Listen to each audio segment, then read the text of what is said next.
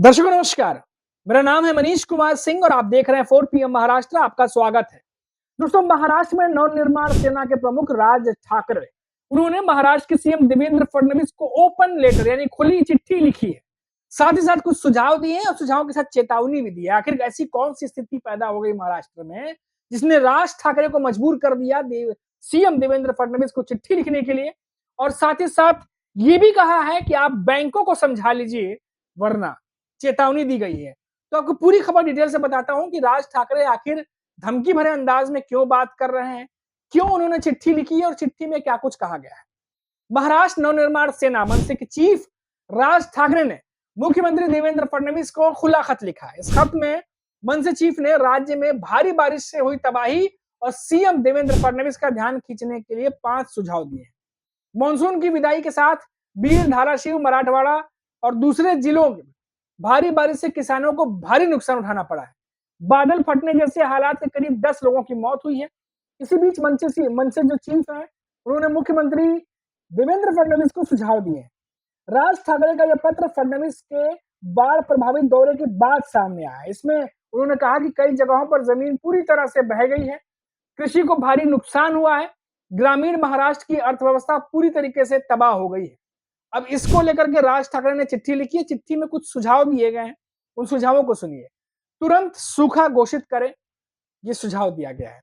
बिना कोई जो मानदंड होते हैं उसको तय किए और सूखा घोषित कर दें। 7 से 8 हजार रुपए प्रति एकड़ के मामूली मुआवजे से कुछ नहीं होगा। इसके बजाय कम से कम 30 हजार रुपए प्रति एकड़ का मुआवजा घोषित करें, क्योंकि अब किसान को बचने में कम से कम 1 साल लग जाएगा। उसके अलावा दोस्तों, ये भी कहा गया है कि राज्य की स्थिति जो है वो नाजुक है। पिछले कुछ सालों की बेतहाशा फिजूल खर्ची के कारण राज्य की आर्थिक स्थिति नाजुक हुई है। फिर भी सरकार को हाथ पर हाथ धरे बैठना नहीं चाहिए। उसे समय रहते केंद्र से संपर्क करना चाहिए और केंद्र से राहत पैकेज प्राप्त करना चाहिए। केंद्र सरकार बिहार को ऐसा पैकेज दे चुकी है, इसलिए महाराष्ट्र को देने में कोई आपत्ति नहीं होना चाहिए। और इसके लिए दिल्ली से भी संपर्क करना चाहिए। राज्य को यह देखना चाहिए कि हम सिर्फ अपनी व्यक्तिगत शिकायतों या घटक दलों के आपसी झगड़ों के लिए दिल्ली ना जाएं, बल्कि सरकार में शामिल सभी दल भी राज्य के लिए दिल्ली दौड़े। तो दोस्तों, राज ठाकरे सुझाव के साथ साथ तंज कसते हुए भी नजर आ रहे हैं। अगला सुझाव जो है उन्होंने दिया कि किसी की पढ़ाई ना रुके। ऐसी आपदा की सबसे पहली मार लड़के लड़कियों की शिक्षा पर पड़ती है। किसी भी बच्चे की पढ़ाई नहीं रुकेगी, उससे जरूरी किताबें कॉपी मिल जाएंगी और ऐसे में सरकार को यह सोचना चाहिए कि अब बच्चे जो है किस तरीके से परीक्षा देंगे, जो अर्धवार्षिक परीक्षा होती है, उनकी मनस्थिति क्या होगी, तुरंत कोई कदम उठाना चाहिए। उम्मीद है कि हिंदी भाषा को लागू करने में दिखाई गई चुस्ती, जिद यहां भी दिखाई देगी। हर सुझाव के साथ राज ठाकरे का तंज। चौथा सुझाव है आपदा के बाद महामारी का प्रकोप। ऐसी आपदा के बाद महामारी का प्रकोप बढ़ जाता है, जिसके लिए सरकार को यह देखना चाहिए कि राज्य का स्वास्थ्य विभाग सतर्क रहे। जिला अस्पतालों से लेकर स्वास्थ्य केंद्रों तक सरकार को यह सुनिश्चित करना चाहिए कि हर जगह दवाओं की कमी ना हो। 5वां सुझाव, नहीं तो कार्यकर्ता समझा देंगे। जी हाँ दोस्तों, ये तमाम शर्तों को समझाने के बाद भी अगर समझ में नहीं आता तो राज ठाकरे ने साफ कहा है कि हमारे कार्यकर्ता पे समझा देंगे। ऐसे संकट के बाद बैंकों पर कर्ज चुकाने का दबाव एक बहुत ही ज्वलंत मुद्दा है। यह तो सरकार बैंकों को अभी से समझा दे, वरना हमारे कार्यकर्ता उन्हें महाराष्ट्र में समझा देंगे। अब राज ठाकरे ने ये बातें कही है दोस्तों, या तो प्यार से समझ लीजिए या तो चेतावनी समझ लीजिए। इस तरीके की जो तरीका है राज ठाकरे का, जिसके लिए वो जाने जाते हैं, वो तरीका अपनाया है। राज ठाकरे ने पत्र के अंत में महाराष्ट्र के सीएम देवेंद्र फडणवीस से कहा है कि किसानों के आंसू पोंछना सरकार का काम है, लेकिन उसका विज्ञापन करना महाराष्ट्र की संस्कृति नहीं रही। इसीलिए अब जो प्रलोभन से दूर रहकर सरकार और प्रशासन को अब कम से कम 30 से 40 हजार प्रति एकड़ की सहायता की घोषणा करनी चाहिए और देखना चाहिए कि किसान और उसका परिवार फिर से खड़ा हो जाए। अब दोस्तों, ये मामला और ज्यादा तूल पकड़ते जा रहा है, क्योंकि अभी कुछ दिनों पहले ही उद्धव ठाकरे ने कुछ इसी तरीके का बात जो है वो सरकार के सामने रखी थी। उन्होंने देवेंद्र फडणवीस सरकार पर निशाना साधा था। उनके जो एडवर्टीजमेंट हुए थे छत्रपति शिवाजी महाराज को फूल अर्पित करते हुए, करोड़ों रुपए खर्च किए गए थे, उस पर ताना मारा, तंज मारा उद्धव ठाकरे ने, और कहा कि जब इतने पैसे सरकार विज्ञापनों पर खर्च कर सकती है तो किसानों की हालत सुधारने के लिए क्यों नहीं कर सकती। केंद्र सरकार से राहत पैकेज की अपील की थी, करीब 10,000 करोड़ की राशि कही थी कि तुरंत जो है बिना किसी प्रोसेस के तुरंत इसको फाइनल किया जाए ताकि किसानों को मदद मिल सके। और अब राज ठाकरे भी उन्हीं मुद्दों को लेकर के कुछ उसी तरीके से, उसी अंदाज में देवेंद्र फडणवीस सरकार को या केंद्र सरकार को सुझाव देते हुए कह लीजिए या फिर चेताते हुए कह लीजिए नजर आ रहे हैं। यानी कि फिर से एक बार दोनों भाई ठाकरे ब्रदर्स जो हैं वो सरकार पर निशाना साधते हुए महाराष्ट्र की स्थिति पर ध्यान देते हुए कम से कम जो चीजें की जाए उसके ऊपर इशारा करते हुए वो कह रहे हैं।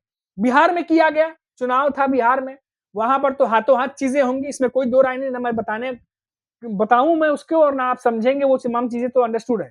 लेकिन अब महाराष्ट्र में, क्योंकि महाराष्ट्र में भी लोकल बॉडी के चुनाव हैं और यहाँ पर किसानों को लेकर के हमेशा जो है देखा गया है कि पक्ष विपक्ष के बीच में द्वंद्व चलता रहता है। किसानों की स्थिति सुधरे ना सुधरे लेकिन राजनीति होती रहती है और ऐसे में देखा जा रहा है कि अब जो महाराष्ट्र में स्थिति बनी हुई है दोस्तों, बहुत ही खराब स्थिति है किसानों को लेकर के। ये जो बारिश की वजह से जो नुकसान पहुंचा है बहुत ज्यादा, और देखा गया कि भी उद्धव ठाकरे भी जायजा ले रहे थे, महाराष्ट्र के सीएम देवेंद्र फडणवीस भी जायजा लेने पहुंचे थे।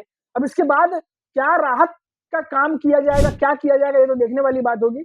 लेकिन सियासत अब गर्मा गई है। अब राज ठाकरे साफ तौर पर बैंकों को कह रहे हैं कि समझ जाइए आप, और देवेंद्र फडणवीस सरकार को भी कह रहे हैं कि आप समझा दीजिए, वरना हमारे कार्यकर्ता भी समझा सकते हैं। अब ऐसे में दो टूक राज ठाकरे की तरफ से, दो टूक उद्धव ठाकरे की तरफ से, अब सबकी नजर है कि आखिर महाराष्ट्र सरकार इस पर करती क्या है। अब दोस्तों देखिए, ये पहली बार ऐसा नहीं है कि किसी मुद्दे पर दोनों भाई एक साथ आए हों। इससे पहले भी जब, जैसा कि अभी आपको बताया मैंने कि राज ठाकरे ने तंज भी कसा है कि जो चुस्ती, जो फुर्ती, जो जिद महाराष्ट्र में हिंदी भाषा को लेकर के, सिखाने को लेकर के जो सरकार ने दिखाई थी, वही चुस्ती फुर्ती और जिद जो है यहाँ पर किसानों को मदद पहुंचाने में भी दिखाई देगी। ये बात तंज कसते हुए राज ठाकरे ने कही। और इस मामले पर दोनों भाई साथ नजर आए थे। जो त्रिभाषा फॉर्मूला स्कूलों में पढ़ाए जाने का, इंग्लिश, हिंदी, मराठी, तीनों को जो महाराष्ट्र सरकार करने वाली थी, उस पर राज ठाकरे, उद्धव ठाकरे ने कड़ा विरोध किया और बैकफायर होते देखते हुए फडणवीस सरकार को यह फैसला वापस लेना पड़ा। समिति बनाई और ठंडे बस्ते में डाल दिया। फिलहाल त्रिभाषा जो है उसको रोक दिया गया। अब उसके बाद देखा जा रहा है कि दोनों ठाकरे ब्रदर्स काफी एक दूसरे से घुल मिल रहे हैं और उसके बाद अब इस मुद्दे पर दोनों ने एक सुर में बोलना शुरू किया है। अब दोस्तों देखिए, ये जो मामला है ना, किसानों की स्थिति, ये आने वाले समय में सरकार पर भी भारी पड़ सकती है, क्योंकि जल्द से जल्द अगर उन्हें सहायता नहीं पहुंचाई गई, किसान है, अन्नदाता है और हमेशा राजनीति जब होती रही है, सियासत होती रही है, तो किसानों को हमेशा सेंटर में रखा गया है। किसानों को नाम लेकर के, किसानों की माली हालत को लेकर के सियासत हमेशा होती रही है। लेकिन स्थिति किसी भी सरकार में बहुत बेहतर हो, ऐसा कभी नहीं हुआ। और सरकारें आती हैं जाती हैं, लेकिन किसानों की जो स्थिति है वो बहुत ज्यादा सुधरती नहीं है। और महाराष्ट्र में भी किसानों की हालत आपको पता है। आत्महत्या के जो मामले हैं, जो खबरें हैं, वो आती रहती हैं। लगातार सरकार पर दबाव बनता जा रहा है। शरद पवार से लेकर उद्धव ठाकरे, राज ठाकरे, तमाम विपक्ष के नेता आरोप लगाने लगे हैं कि किसानों की अनदेखी हो रही है।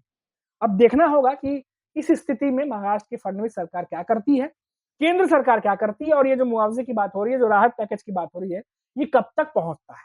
क्योंकि चाहिए तो जरूरी, इमीडिएट चाहिए, तुरंत चाहिए, अर्जेंट चाहिए, लेकिन कब पहुंचता है, सरकार का अपना प्रोसेस है। हमारी नजर लगातार बनी रहेगी। सियासत फिलहाल गर्म है और जो हमने आपको खबर पहुंचा दिया। लेकिन इतना ही, आप देखते रहिए 4PM महाराष्ट्र। नमस्कार।